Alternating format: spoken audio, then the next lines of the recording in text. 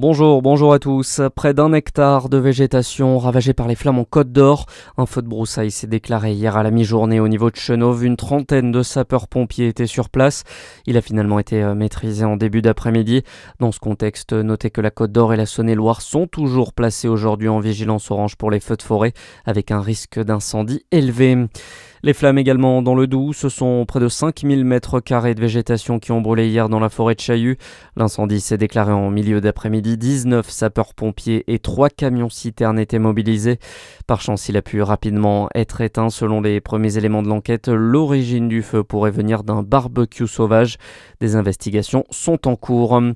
Dans le même temps, en Gironde, plus de 220 000 personnes ont déjà été évacuées depuis le début de l'incendie.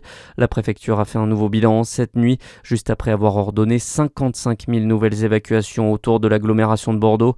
L'avion A400M a effectué hier son tout premier largage en début de soirée à Lacanau. La commune de Mirebeau-sur-l'Est toujours privée d'eau en Côte d'Or, en cause l'interdiction de consommation après une contamination bactériologique. Hier, la première grande distribution d'eau minérale s'est déroulée dans la matinée. 2500 litres d'eau commandés au total en urgence par la municipalité. En attendant, de nouvelles analyses de l'eau sont prévues en début de semaine prochaine par l'ARS. Dans le reste de l'actualité, ce drame à Berlin, hier soir, en marge de la marche des fiertés. Un véhicule a percuté la foule au niveau du parc Tiergarten. Le bilan fait état d'un mort et d'une quinzaine de blessés dont certains ont leur pronostic vital engagé. Plusieurs suspects sont activement recherchés.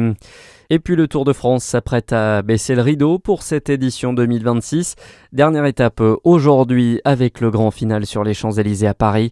Hier, c'est l'Équatorien Richard Carapaz qui est arrivé seul en tête à l'Alpe d'Huez. Le Slovène Tadej Pogačar, lui, devrait être sacré pour la 5e fois. Bon réveil sur Fréquence Plus.